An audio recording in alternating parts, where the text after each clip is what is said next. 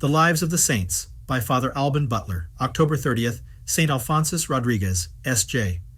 This month, the Church celebrates the feast of two canonized lay brothers. However, the lives of Gerard Mayella and St. Alphonsus Rodriguez were very different. For example, Gerard died at an age when St. Alphonsus was still married and living with his family. While the former died at the age of 30, the latter lived almost 90 years. While Gerardo worked in various trades and in different houses of his congregation, during the 3 years that followed his profession, St. Alphonsus was a janitor of the same school for 45 years. Diego Rodriguez was a well-to-do merchant from Segovia. Alphonsus, who was born about 1533, was the third son of a very large family. Blessed Pedro Fabro and another Jesuit came to preach a mission in Segovia and stayed in Diego's house. At the end of the mission, the host proposed that they go to rest for a few days in his country house, and the missionaries accepted. Alphonsus, who was then about 10 years old, left with them, and Blessed Pedro Fabro took charge of preparing him for his first communion. At the age of 14, Alonso left with his older brother to study at the Jesuit school in Alcala, but his father died less than a year later, and Alonso had to return to help his mother in the administration of the business. When Alphonsus was 23 years old, his mother retired from the administration and left him in charge of it. 3 years later, Alphonsus married Maria Suarez. Business was going badly, and Alonso's wife's dowry was not enough to improve it. The young man was not a bad businessman, but the situation did not help him. Alphonsus's little daughter died shortly after birth. His wife followed her to the grave after giving birth to a boy. 2 years later, the mother of the future saint also died. This series of losses and misfortunes made Alonso think seriously about what God wanted from him in this world. Until then, he had been a good and devout Christian, but he began to realize that it was necessary to distinguish himself from the other merchants of Segovia, who led an exemplary but not heroic life. He sold his business in order to earn enough to support himself and went to live with his little son in the house of his two unmarried sisters, Antonia and Juliana, who were very pious. They taught their brother the rudiments of mental prayer so that, before long, Alonso was meditating for 2 hours every morning and in the evening reflecting on the mysteries of the Rosary. Soon he began to discover the imperfection of his past life, seeing it in the light of Christ. Following a vision of the happiness of heaven, he made a general confession. From then on, she began to practice hard mortifications and to go to confession and communion once a week. Some years later, his son died. Alphonsus, who was in the paroxysm of grief, experienced great consolation in realizing that his son had been freed from the danger of offending God. Although not for the first time, he then had the idea of embracing the religious life and asked for admission to the Jesuits of Segovia. They dissuaded him without hesitation because he was already almost 40 years old. His health was quite poor, and his education was not sufficient for the priesthood. Without losing heart, Alphonsus went to Valencia to see his old friend, Father Luis Santander, S.J., who recommended that he begin to learn Latin in order to be ordained as soon as possible. So as St. Ignatius of Loyola had done, Alphonsus began to attend school with the children, which constituted no small mortification. Since he had given his sisters and the poor almost all the money he had to go into service as a servant, and was even obliged to beg for alms from time to time. At school he met a man of his own age, and with aspirations similar to his own, who tried to persuade him to give up being a Jesuit and go with him to live as a hermit. Alphonsus paid him a visit at his mountain hermitage, but he suddenly realized that this was a temptation against his true vocation and returned immediately to Valencia, where he told Father Santander, "I promise you that I will never again in my life do my own will. Do with me what you will."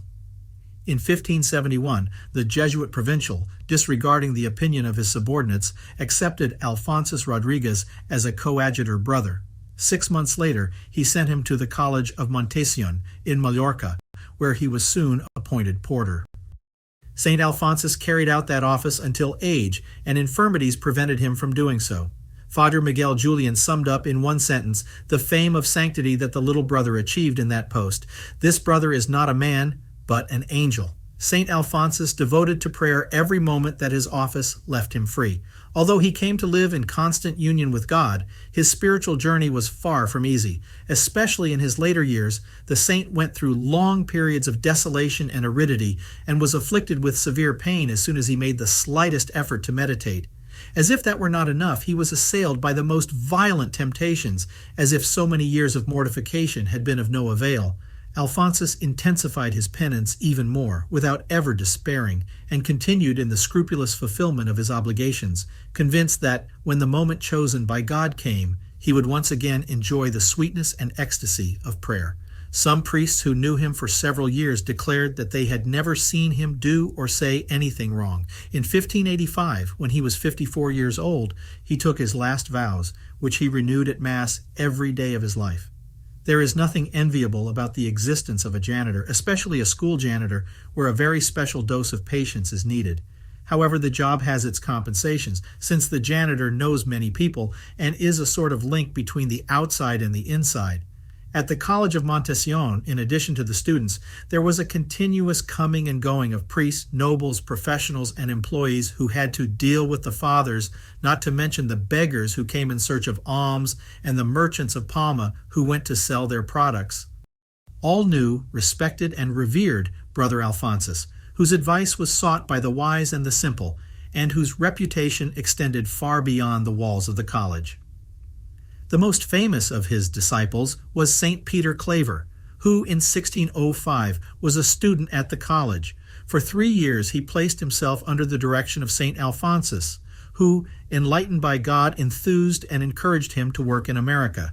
It was there that St. Peter Claver earned the title of the Apostle of the Blacks. St. Alphonsus always professed a deep devotion to the Immaculate Conception.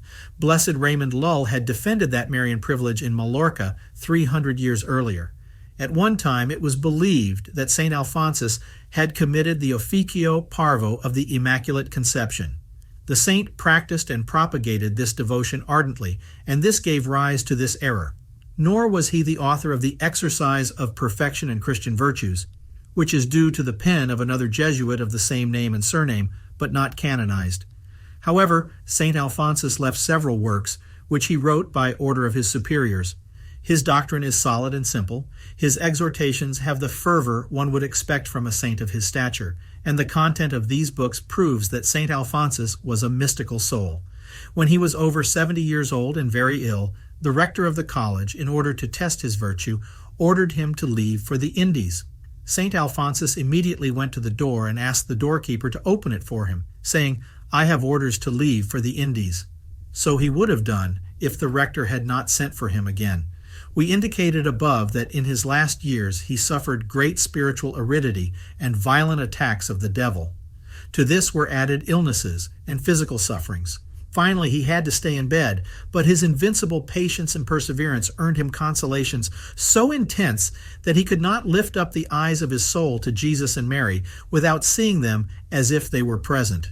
In May 1617, Father Julian, rector of Montesion, who was suffering from a rheumatic fever, begged St. Alphonsus to pray for him. The saint spent the night in prayer, and the next morning the rector was able to celebrate Mass.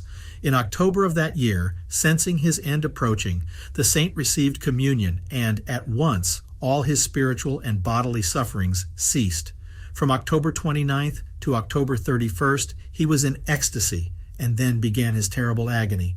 Half an hour before the end, he regained consciousness, looked kindly at his brothers, kissed the crucifix, pronounced aloud the name of Jesus, and expired. The viceroy and all the nobility of Majorca attended his funeral, as well as the bishop and a multitude of poor and sick people, whose love and faith heaven rewarded with miracles. St. Alonso was canonized, along with St. Peter Claver, in 1888.